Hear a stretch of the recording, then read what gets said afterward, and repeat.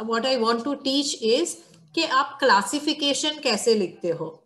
हमने ना first chapter में पढ़ा था आइडेंटिफिकेशन, नॉमेनक्लेचर एंड क्लासिफिकेशन। ये आपको आना चाहिए, इसीलिए तो हम लोग ये सब कर रहे हैं। तो क्लासिफिकेशन लिखने का एक तरीका होता है, जब आप लोग प्रैक्टिकल्स करोगे तो प्रैक्टिकल्स में एक सेक्शन होता है एग्जाम का जिसको बोलते हैं स्पॉटिंग। थोड़ा सा बता देती हूँ स्पॉटिंग के बारे में। लैब में ऐसे टेबल्स अरेंज किए होंगे, टेबल में स्पेसिमेन रखे होंगे, प्रिजर्व्ड स्पेसिमेन होगा या माइक्रोस्कोप में स्लाइड होगी, उसको नंबर डाला होगा, दिस इज नंबर 1 2 3 4 ऐसे। आपको इसको आइडेंटिफाई करना है, क्लासिफाई करना है और उसके कैरेक्टरिस्टिक्स लिखने हैं। समझ में आया? इसके आपको 3 मार्क्स मिलेंगे और हर एक स्पेसिमेन के लिए आपको मोस्टली 1 मिनट मिलेगा।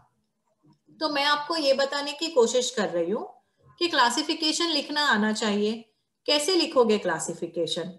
समझो यहाँ पे एक एनिमल का सैंपल रखा है, एनिमल रखा है जिसका नाम है पेट्रोमाइजोन। ठीक है, उसके बारे में हम पढ़ेंगे, देखेंगे भी कि वो कैसा दिखता है। पर अगर पेट्रोमाइजोन रखा है तो आप क्या करोगे? आइडेंटिफिकेशन और क्लासिफिकेशन में आप लिखोगे number 1 is Petromyzon, and then उसका क्लासिफिकेशन कैसे लिखोगे? आप शुरू करोगे एनिमल किंगडम से। तो अभी मैंने आपको बताया था, चलो मुझे बताते जाओ। किंगडम क्या लिखोगे? ये विजिबल है या मैं व्हाइट बोर्ड ले लूं? Is this visible? हाँ, तो किंगडम क्या लिखोगे? एनिमेलिया। उसमें फाइलम क्या लिखोगे? फाइलम लिखोगे कॉर्डेटा। और फिर उसमें सब फाइलम क्या लिखोगे? सब वर्टिब्रेटा। वर्टिब्रेटा। आगे आगे मुझे हेल्प करते जाओ। सब फाइलम के बाद क्या लिखोगे? साइक्लोस्टोमा। वो क्या है? वो क्लास है, पर उसके पहले भी बहुत कुछ है बच्चों, इसीलिए मैंने आपको अभी ये बताया था। डिवीजन। हाँ देखो, यहाँ पे फिर से देखो, अगर आपको समझ नहीं आया तो let us see here again. तो हमने सब फाइलम लिखा, सब फाइलम के बाद हम लिखेंगे डिवीजन। तो डिवीजन क्या लिखोगे? डिवीजन लिखोगे, जैसे अभी मैं पेट्रोमाइजोन की बात कर रही हूं तो डिवीजन लिखोगे एग्नेथा। और फिर उसमें क्लास लिखोगे साइक्लोस्टोमेटा। और फिर उसमें जीनस लिखोगे पेट्रोमाइजोन। अब यहाँ पे आपको स्पीशीज का नाम नहीं पता है तो आप स्पीशीज का नाम नहीं लिखेंगे, पर क्लासिफिकेशन इस तरीके से लिखते हैं। समझ आया आपको बच्चों? यस। अगर यही क्लासिफिकेशन आप ह्यूमन बींग्स का लिखोगे तो कैसा लिखोगे? चलो अब आप बोलते जाओ, मैं लिखती जाती हूँ। कैसे शुरू करोगे ह्यूमन बींग्स का क्लासिफिकेशन? Kingdom Animalia. चलो अभी शॉर्ट में लिखती हूँ, kingdom Animalia, phylum Chordata, Chordata, subphylum Vertebrata, subphylum Vertebrata, okay, division Primata, division पोड़ा। इस हिसाब से जाएंगे। डिवीजन होगा ग्नैथोस्टोमेटा। फिर क्या लिखोगे? फिर लिखो sub division, sub division Tetrapoda. Super class है वो, it is not sub division, it is super class. तो सुपर क्लास लिखोगे टेट्रापोडा। और फिर क्लास मैमेलिया, वेरी गुड, लिखोगे मैमेलिया। और फिर जीनस लिखोगे होमो, हमारा साइंटिफिक नेम होमो सेपियंस, और स्पीशीज लिखोगे सैपियंस। क्लियर है सबको क्लासिफिकेशन कैसे लिखना है? Yes ma'am. आज आप एक चीज करोगे, यहाँ पे टेक्स्ट बुक तो है आपके पास, मैं जितना भी पढ़ाऊं, मैमेल यहाँ से वर्टिब्रेटा से लेके जितने भी एग्जाम्पल है, जैसे कि पेट्रोमाइजोन हो गया, मिक्जीन हो गया, हेगफिश भी बोलते हैं उसको, आगे जाके अगर आप देखोगे तो जस्ट अ मिनट, इसको अगर मैं बंद करूं तो आगे जाके देखोगे जितने भी नाम आएंगे वो सारे नाम के आप क्लासिफिकेशन लिखोगे। कैसे, देखो मैं बताती हूँ। आप क्लासिफिकेशन लिखोगे लेबियो का, कटला का, Hippocampus, Exocoetus, Betta that is fighting fish, then angel fish, जितने भी नाम आपको यहाँ पे दिख रहे हैं अपनी टेक्स्ट बुक खोल के देखना। Toad, Rana, Rana tigrina that is the normal frog, salamander, Ichthyophis, ये सबके क्लासिफिकेशन लिखने की कोशिश करना और मंडे मुझे सबमिट करना। होमवर्क समझ आया बच्चों? Okay ma'am. आ गया यस यस। समझ में? तो इससे मैडम मैम रिपीट सेंड हाँ करो हाँ। ना। मैम मैम होमवर्क लिख के सेंड कर देना ना प्लीज। मैं अभी बाहर हूँ तो पता ही नहीं चला आपने क्या होमवर्क बोला। Okay okay, I will write it and send. मैं ये बोलने मैम की कोशिश कर रही हूँ कि जितने भी स्पीशीज वर्टिब्रेटा के आपकी बुक में दिए हुए हैं सबका क्लासिफिकेशन लिखो, तो ये जो हायरार्की लेवल है ये आपको क्लियर हो जाए। हाँ बोलो, तो कौन बोल रहा था? Haripriya wanted to say something. Ma'am हाँ मैम मम्मा ओनली आई कोडेटा ओनली के सेड लिखना है। दैट होमवर्क सेंड कर देना बस। हाँ, वो मैं रख कर दूंगी बेटा, सिर्फ कॉर डेटा का करना है, ओनली कॉर डेटा।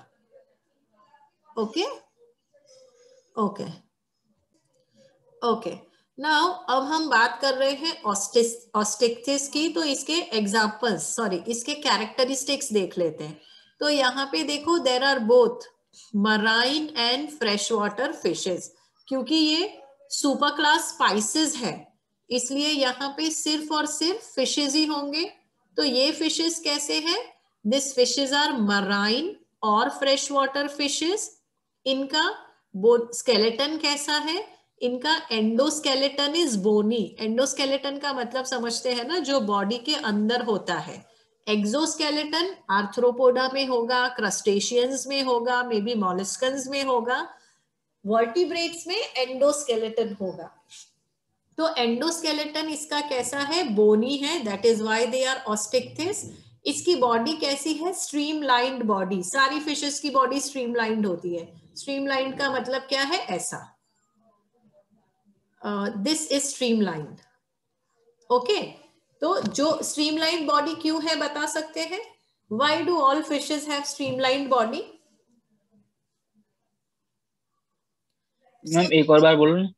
मैं आपको ऐसा पूछ रही हूं कि सारी फिशेस की बॉडी स्ट्रीमलाइंड क्यों होती है? स्ट्रीमलाइंड मतलब ऐसा वाला शेप, स्पिंडल शेप बोल सकते हैं आप।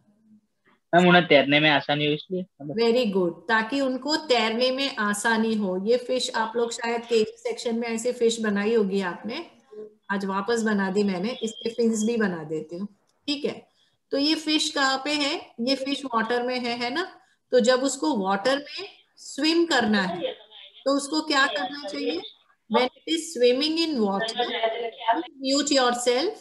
When it is swimming in water, there is a friction that is provided by water. तो वो friction को reduce करने के लिए सारी fishes की body streamlined होगी।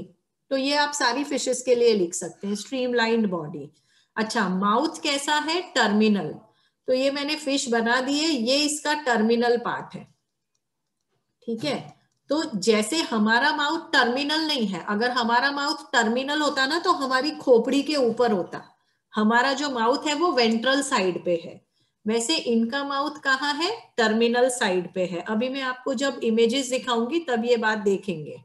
Okay, they have got 4 pairs of gills covered by an operculum on each side।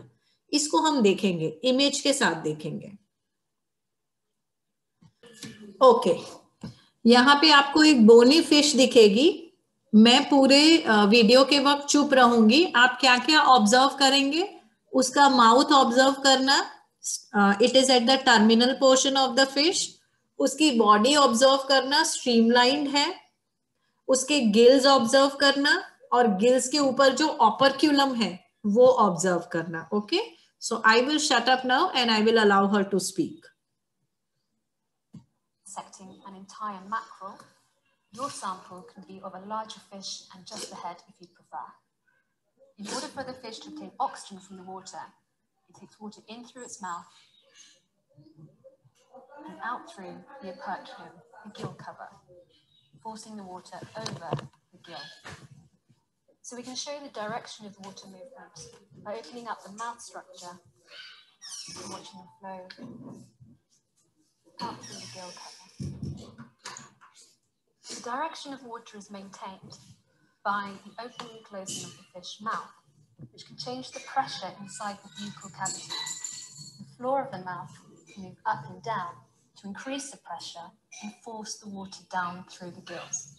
To examine the fish gills, we can remove the gill flap, the operculum.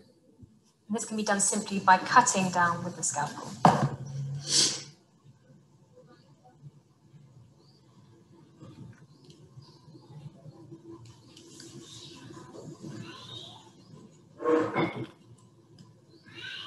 Once the operculum has been removed, we can see the full gill structure underneath.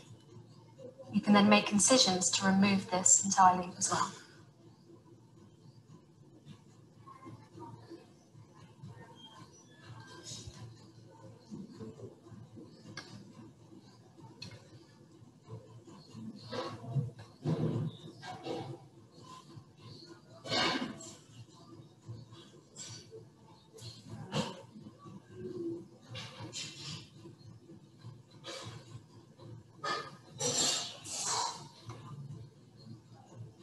The structure of the gills are made up of these gill filaments, which increase surface area for gas exchange and are held by the gill arch.